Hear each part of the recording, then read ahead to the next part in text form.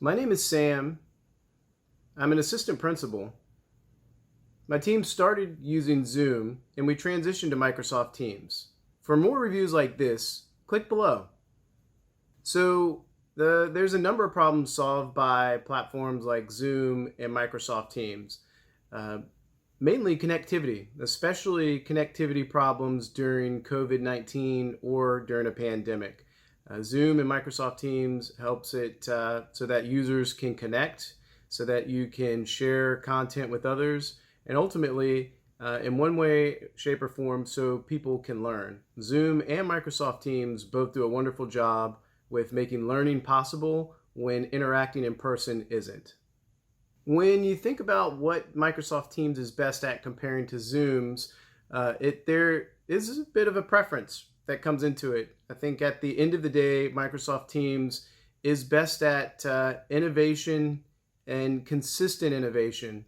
And so when you join Microsoft Teams and you look at where they're heading in the future, they will continually add features that users request or demand. And especially when you compare that to relation with Zoom, with the number of features that they have. Both are excellent products, but Microsoft does have a commitment to updating and innovation and taking an existing product and making it better.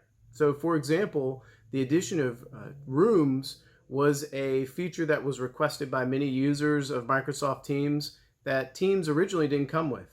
And based off of feedback from their users, they did introduce rooms and continued to polish that feature until it was something that was comparable and eventually better to their competitor with Zoom. Zoom excels really from their starting point.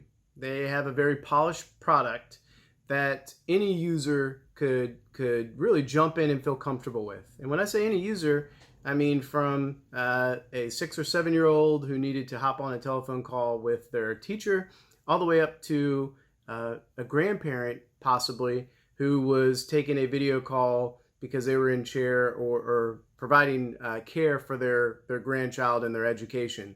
So Zoom, it's very easy to interact with users, and no matter their comfort level with technology. Their starting point compared to other platforms was very promising, and then that they had a number of features that other platforms lacked. So Microsoft, compared to Zoom, for example, Zoom started with the feature of having rooms and be able to send people to breakout areas and have different types of conversations within a particular meeting. And so Zoom is great at really I'd say the UI. The user experience has started and remained pretty flawless. Starting with Zoom really is as easy as creating an account.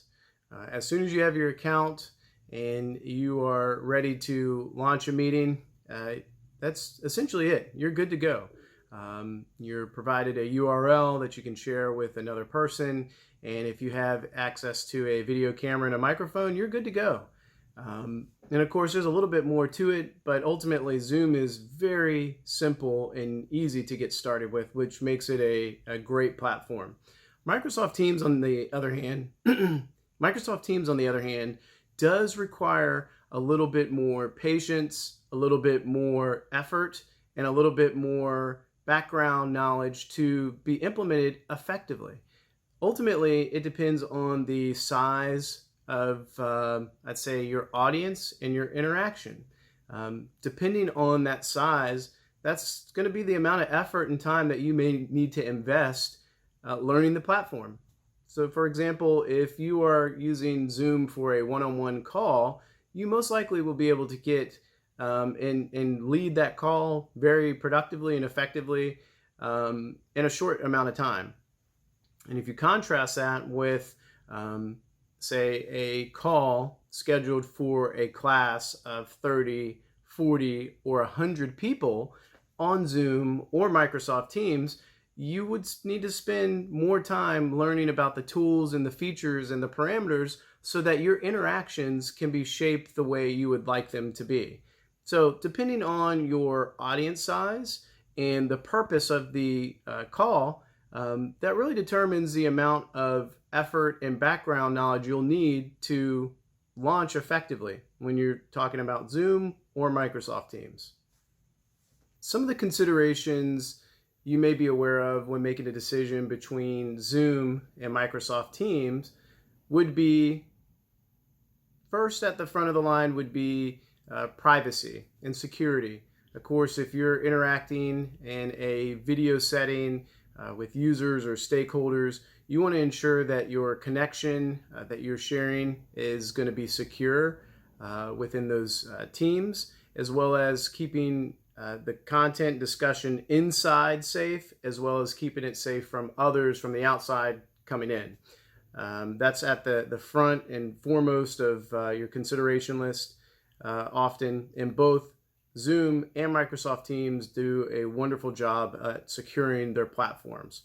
The second consideration that would come into play is the size of your audience. Are you going to be interacting with a team of 1 to 3 or even 5 people, or is your audience going to be more consistently on the size of 20, 30, or even 100 people? So depending on the size and then the frequency of those conversations, that's going to be a big consideration to take into account before you make a decision.